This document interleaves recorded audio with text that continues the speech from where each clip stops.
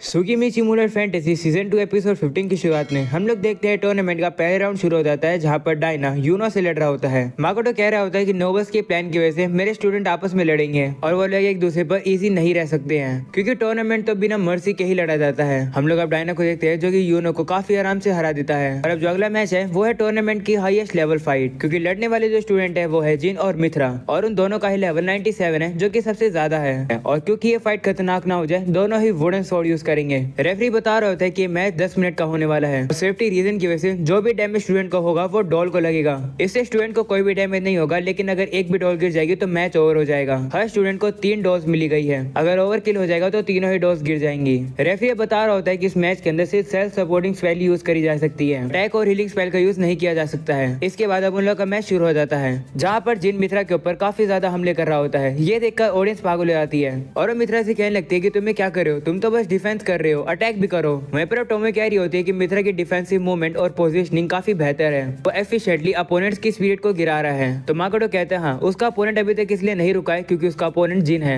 कोई और होता तो वो रुक जाता। अगर ये मैच जजमेंट के तौर पर डिटरमाइन होता तो जिन जीत जाता। हम लोग अब देखते हैं कि टाइम ओवर हो जाता है और कोई भी विनर नहीं होता है। तब रेफरी को डिसाइड करना पड़ता है और अब वो कहता है कि विनर है जिन रोहन। ये देखकर टोमे माकोटो से कहती है कि आपके स्टूडेंट कभी डिसअपॉइंट नहीं करते हैं। ये काफी हाई लेवल मैच था। वहीं पर मियो कहने लगती है कि पर्सनली मुझे लगता है कि मित्रा जीत गया इस फाइट को। वहीं पर माकोटो भी कह रहा होता है कि मुझे पता है एग्जैक्टली कि आखिर जिन सोच क्या रहा है। इसके बाद मैच कैटेगरी की लड़ाई हो रही होती है और वो लोग काफी बेकार तरीके से लड़ रहे होते हैं। ये देखकर टोमे माकोटो से कहती है कि सिर्फ आपके स्टूडेंट को छोड़कर बाकी सभी स्टूडेंट बहुत ही ज्यादा बेकार हैं। इसके बाद अब एबेलिया और शिफू का मैच दिखाया जाता है। माकोटो अब कह रहा होता है कि समर ब्रेक से पहले इन दोनों का लेवल एक जैसा था, पर अब जिसके बाद हम लोग देखते हैं कि शिफू अब एबेलिया के ऊपर हमला करती है। तब एबेलिया भी काफी तेज से शिफू की तरफ दौड़ने लगती है और अब वो शिफू के अटैक को डॉज करके अपना हमला करने वाली होती है। ये देखकर माकोटो सोचता है कि एबेलिया तेज है, उसने इनकंटेशन को कंप्लीट कर लिया अटैक को डॉज करते समय। तब हम लोग देखते हैं कि शिफू का अटैक घूम कर आता है और सीधा एबेलिया को लगता है। इससे अब एबेलिया को थोड़ा सा डैमेज हो जाता है और वो नीचे गिर जाती है, जिसके बाद शिफू अर्थ मैजिक का यूज करके एबेलिया को पूरी तरीके से जकड़ लेती है और अब एबेलिया भी हार मान लेती है, जिसकी वजह से शिफू जीत जाती है। ये देखकर माकोटो कहते हैं कि अगर ऐसे चलता रहेगा तो शायद से शिफू मैच कैटेगरी में जीत सकती है। इसके बाद हम लोग को एक नोवेल दिखाया जाता है। वो कहने लगता है कितनी बेकार बात है, विनर रेम्ब्रांड सिस्टर हुई है, उसने शायद से किसी कीमती मैजिकल इक्विपमेंट का यूज किया होगा जीतने के लिए।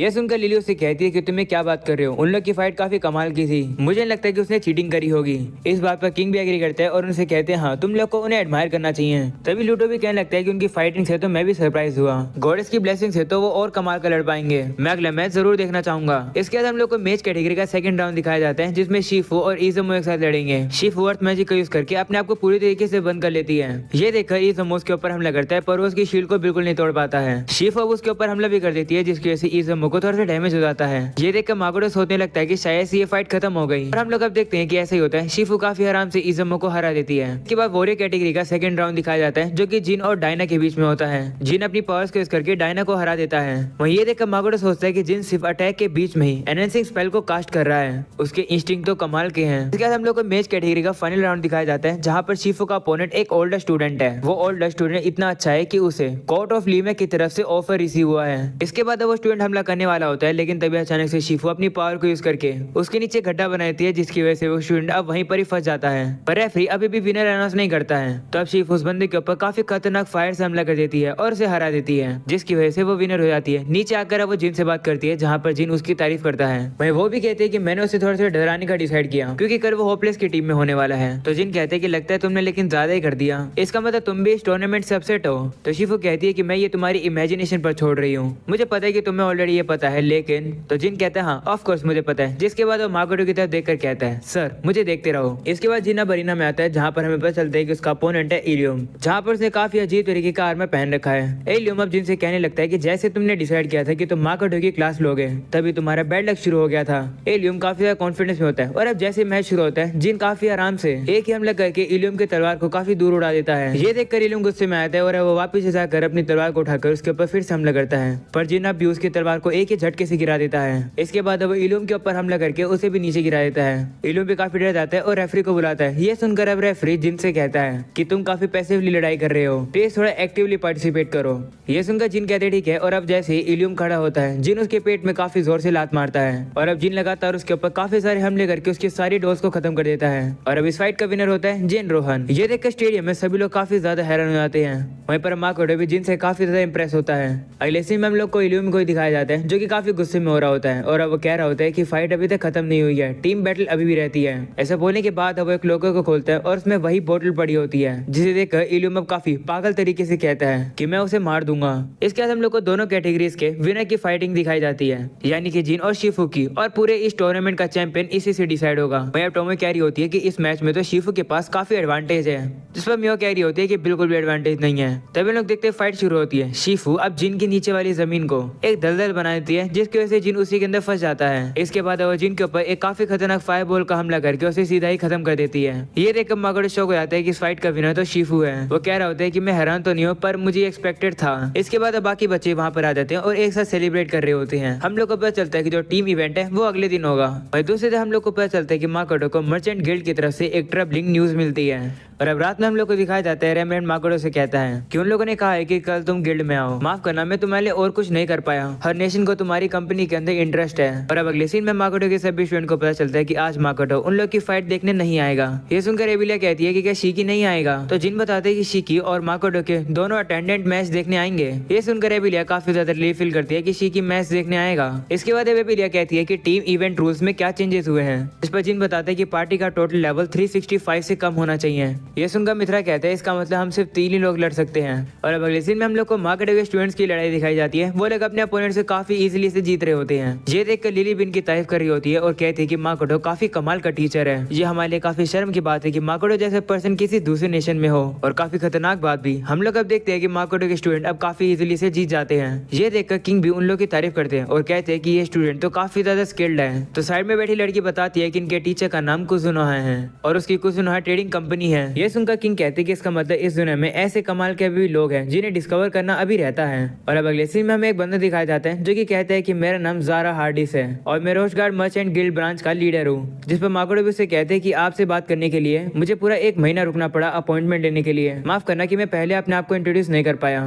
तो अब ज़ारा से बताता है कि मुझे कहा गया है कुजुनोहा ट्रेडिंग कंपनी की मर्चेंडाइज और डिस्ट्रीब्यूशन को इन्वेस्टिगेट करने के लिए कुछ ग्रेव ओपिनियंस उठ रहे हैं तुम्हारी कंपनी के लिए कि तुम्हारी कंपनी को डीमंस की तरफ से मदद मिल रही है। जिस पर माकोटो कहते हैं नहीं, ऐसी कोई बात नहीं है, हम लोग बिल्कुल ऑनेस्ट बिजनेस करते हैं। जिस पर ज़ारा कहता है हाँ मुझे पता है, और टेम्पल ने भी तुम्हारे प्रोडक्ट की क्वालिटी और प्रोडक्शन मेथड चेक किए हैं। इश्यू जो है वो है तुम्हारे डिस्ट्रीब्यूशन से। हमने सुना है कि तुम रॉ मटेरियल्स को सीधा मार्केट से लेते हो जो कि डायरेक्टली गिल्ड ऑपरेट करती है, पर हम लोग को तुम्हारी कार्ट या फिर वैगन्स के बारे में कोई भी रिकॉर्ड नहीं मिले हैं कि तुम्हारा मटेरियल बाय रोड ट्रेवल होके गया है। तो आखिर तुम अपने मटेरियल को ट्रांसपोर्ट कैसे करा रहे हो। ये सुनकर माकोटो मन में कहता है कि मैं इसको डेमी प्लेन के बारे में नहीं बता सकता हूँ, मुझे इसे कैसे करके धोखा देना होगा। जिसके बाद माकोटो से कहता है कि हम लोग वही सेम रोड यूज करें जो कि बाकी ट्रेडिंग कंपनी यूज कर रही है, पर क्योंकि हम लोग कार्ट और वैगन रेमरेंट ट्रेडिंग कंपनी से बोरो करते हैं तो इसलिए रिकॉर्ड में कुजुनोहा ट्रेडिंग कंपनी का नाम नहीं आया होगा। तब ज़ारा कहते हैं कि तुम इसे कैसे एक्सप्लेन करोगे। ये डॉक्यूमेंट है उन मटेरियल का कंपेयर जो कि तुम मार्केट से परचेज करते हो, उन मटेरियल का जो कि तुम अपने प्रोडक्ट में लगाते हो। इससे क्लियर पता चलता है कि तुम अपने मटेरियल्स को मार्केट के अलावा भी कहीं और से लेकर आ रहे हो। माकोटो कहते हैं कि मैं ये पहली बार इन्वेस्टिगेशन सुन रहा हूँ, मैं इसमें अपनी कोऑपरेशन दूंगा। जिस पर वो कहते हैं कि एक गिल्ड डिसाइड करेगा कि तुम्हारी ट्रेडिंग कंपनी इनोसेंट है या फिर नहीं। तो माकोटो कहते हैं कि क्या ये नेचुरल नहीं है कि मैं तुम्हारी इन्वेस्टिगेशन के साथ कोऑपरेट करूं और अपना नाम क्लियर करूं। तो ज़ारा कहते हैं कि तुम काफी नाइव हो, मैं काफी ज्यादा अमेज्ड हूं कि तुम ऐसे ट्रेडिंग कंपनी को ऑपरेट कर पा रहे हो। यह सुनकर माकोटो गुस्सा हो जाता है और वो सोचने लगता है कि आखिर मैंने क्या किया है जिसकी वजह से मैं ये डिजर्व कर रहा हूँ। वह उसे कहते हैं कि मुझे बताओ कि आखिर तुम मुझसे चाहते क्या हो। तो कहते हैं कि मैं ये चाहता हूँ कि तुम अपने डिस्ट्रीब्यूशन मेथड गिल्ड के साथ और हमारे साथ शेयर करो। ये सुनकर माकोटो सोचता है कि क्या ये मुझे ऐसी कंडीशन दे रहा है जिससे मैं एक्सेप्ट नहीं कर सकता हूँ। वह उसे कहते हैं नहीं, मैं तुम्हारी शर्तों को एक्सेप्ट नहीं कर सकता हूँ, क्या इस मैटर को पैसों से सॉल्व किया जा सकता है। ये सुनकर ज़ारा उसे कहते हैं कि तुम एक मर्चेंट बनने के लायक नहीं हो। इससे साफ पता चल रहा है कि तुम अपने ट्रांसपोर्टेशन मेथड छुपा रहे हो। इस झूठ से तुमने हमारा ट्रस्ट खोया है। एक मर्चेंट कभी भी ऐसी चीज नहीं करता है और तुम ये कह रहे हो कि ये मैटर क्या पैसों से सॉल्व हो सकता है। ये काफी ज्यादा गलत मूव है जो कि तुमने किया है। तुम्हें पता भी है कि कितनी सारी ट्रेडिंग कंपनीज तुम्हारे खिलाफ कंप्लेन रजिस्टर कर चुकी है, और क्योंकि इस चीज के अंदर रेमरेंट इन्वॉल्व है, मैं तुमसे ज्यादा चीजें एक्सपेक्ट कर रहा था। तुम्हारे जजमेंट में काफी कमी है, तुम बस एक बच्चे हो जो कि अपने लक की वजह से यहाँ तक पहुँच गया। अब से तुम अपने मंथली प्रॉफिट का 90% हमें पे करोगे। अगर ऐसा करोगे तो कोई भी तुम्हारे खिलाफ कंप्लेन नहीं करेगा। ये सुनकर माकोटो कहते हैं कि 90% तो बहुत ज्यादा है। तो ज़ारा कहते हैं कि जिन कंपनी को दिक्कत है वो तुम्हारी कंपनी से तो कई गुना ज्यादा पैसे कमाते हैं, थोड़े से गोल्ड कॉइन से थोड़ी वो लोग मानेंगे। माकोटो कहने लगता है कि डिमांड तो काफी गलत है। जिस पर वो कहता है कि तुम्हें तो कहा था कि तुम पे करोगे। अब गिल्ड को इससे कोई फर्क नहीं पड़ता है, और वैसे भी तुम्हारे स्टोर के अंदर ज्यादातर एम्प्लॉय डेमी ह्यूमन है ना, तो फिर सामान को सिर्फ डेमी ह्यूमन को क्यों नहीं बेचते हो। अगर तुम शहर के बाहर स्टोर लगाओगे तुम अनरेस्ट्रिक्टेड होगे। तुम्हें तो लगता है बिजनेस के बारे में कुछ पता ही नहीं है। सिर्फ फंड्स के साथ बिजनेस नहीं खोला जा सकता है और इससे फर्क नहीं पड़ता है कि तुम्हारे फॉलोअर्स कितने ताकतवर हैं। और अगर तुम वायलेंस करोगे तो तुम्हारी कंपनी को इंस्टेंटली डीमंस का साथ ही मान लिया जाएगा। ह्यूमंस के लिए तुम ट्रेटर हो जाओगे। तुम बहुत ही ज्यादा नाइव हो, इसलिए अपनी दुकान बंद करो और वापस सीगे में चले जाओ। तुम्हें जो करना चाहिए था तुमने वो नहीं किया, इसके बदले तुम्हें यही मिलेगा। तुम तो लेजी हो गए थे। रेमरेंट भी मेरा फेवर हो करेगा। ये सुनकर माकोडो भी सोचने लगता है कि क्या मेरी वजह से रेमरेंट को परेशानी हो रही है। जिसके बाद माकोडो वापस जा रहा होता है और वो याद करते हैं कि ज़ारा ने उससे कहा था कि तुम हमें तुम्हारे डिस्ट्रीब्यूशन मेथड के बारे में बताओगे। माकोडो को समझ नहीं आ रहा था कि वो क्या करे, तो उसने ज़ारा को बताया कि उसने अपने मैजिकली पावरफुल फॉलोअर की टेलीपोर्टेशन स्पेल का यूज करा मटेरियल्स को टेलीपोर्ट करने के लिए। माकोडो ने ज़ारा को डेमी प्लेन के बारे में बिल्कुल भी नहीं बताया। इसके बाद माकोडो वापस जाता है और सभी को पता चलता है कि माकोडो के साथ क्या हुआ। वहीं मियो तो काफी गुस्से में होती है और कहती है कि मैं जाकर उस रिप्रेजेंटेटिव को सबक सिखाती हूँ। जिस पर टोमो कहती है कि हम सभी लोग तुम्हारे साथ चलते हैं, पर ऐसा करना एक अच्छा मूव नहीं है। मियो अब कह रही होती है कि मास्टर मर्चेंट इसलिए बने जिससे कि वो सभी लोगों को मेडिसिन प्रोवाइड कर सके। वो लोग की भलाई देख रहे हैं तो उस रिप्रेजेंटेटिव को सिर्फ प्रॉफिट की क्यों पड़ी है। जिस पर टोमो कहती है कि बिजनेस ऐसे ही चलता है। टोमो अब माकोडो से कहती है कि आप तो वैसे भी डीमंस के साथ रिलेशनशिप बनाने वाले थे, है ना। डीमंस को इंसानों से ज्यादा टॉलरेट करना थोड़ा इजी है। तो मियो कह रही होती है कि ये सब मेरे लिए काफी कॉम्प्लिकेटेड है, पर मुझे लगता है कि मास्टर को किसी को सर्व करने की जरूरत है जो कि उनकी प्योर बेनेवलेंस को एक्सप्लॉइट करेगा। तो माकोडो कहते हैं कि टोमो सही कह रही है, मुझे डीमंस के साथ रिलेशनशिप बनाना होगा। एक बार एकेडमी का फेस्टिवल ओवर हो जाए तो मैंने सोच रखा था कि मैं उस लैंड को एक्वायर करूंगा जो कि टोमो ने ढूंढी थी। अंत में मुझे लगता है कि मैं डीमंस को काफी ओ करूंगा। आइडियली मैं इंसानों के साथ बिजनेस को कंटिन्यू रखना चाहता हूँ और साथ में डीमंस के साथ भी कनेक्शन मेंटेन रखना चाहता हूँ। ये सुनकर सभी लोग माकोडो की हाँ में हाँ मिलाते हैं। इसके बाद वो सभी लोग मैप को पढ़ रहे होते हैं जहाँ माकोडो कहता है कैलिनियन, जो कि एलिसन का एक पार्ट हुआ करता था। ये मेरे पेरेंट्स की होम कंट्री हुआ करती थी। मेरे पेरेंट्स यहीं पर मिले थे और यहीं पर एडवेंचर्स बने थे और यहीं से उन्होंने दुनिया को ट्रेवल करना शुरू किया था। दूसरे शब्दों में कहें तो ये मेरी भी होम कंट्री है। ये सुनकर शिकी कहते हैं कि एवा और लूरिया भी तो यहीं से है ना। जिस पर माकोडो कहते हैं हाँ, ये उनका भी होमलैंड है, इसलिए मैं उनसे पूछने वाला हूँ एक डिसीजन लेने के लिए। अगर वो लोग एग्री करते हैं तो जिसके बाद हम लोग को अगला सीन दिखाया जाता है जहाँ टोमो हंस के कहती है कि ये तो काफी इंटरेस्टिंग लग रहा है। जिस पर शिकी भी माकोडो से कहते हैं हाँ, ये एक ट्रम्प कार्ड की तरह काम कर सकता है जो कि आपकी करंट प्रॉब्लम को सॉल्व कर सकता है। वहीं मियो भी माकोडो से कहती है कि मुझे भी आपके डिसीजन से कोई भी कंप्लेन नहीं है। ये सुनकर माकोडो खुश होता है और वो मन में कहता है कि इन सभी लोगों ने मेरी चॉइसेस को एक्सेप्ट किया तो मैं भी और ज्यादा हेजिटेट नहीं करूंगा। माकोडो अब कह रहा होता है कि वो जो दोनों हीरोज हैं वो ह्यूमंस की साइड हैं, तो इससे तो कोई दिक्कत नहीं है ना कि जो तीसरा मैन है जो कि दूसरी दुनिया से है वो डीमंस के कुछ एक्शंस को ओवरलुक करेगा, है ना बेकार गोडेस। कोई दिक्कत तो नहीं है ना। और अब यहीं पर हो जाता है ये एपिसोड खत्म। वीडियो पसंद आई हो तो लाइक कर देना, चैनल पर न्यू हो तो सब्सक्राइब कर देना। मिलते हैं अगले एपिसोड में, तब तक के लिए बाय बाय।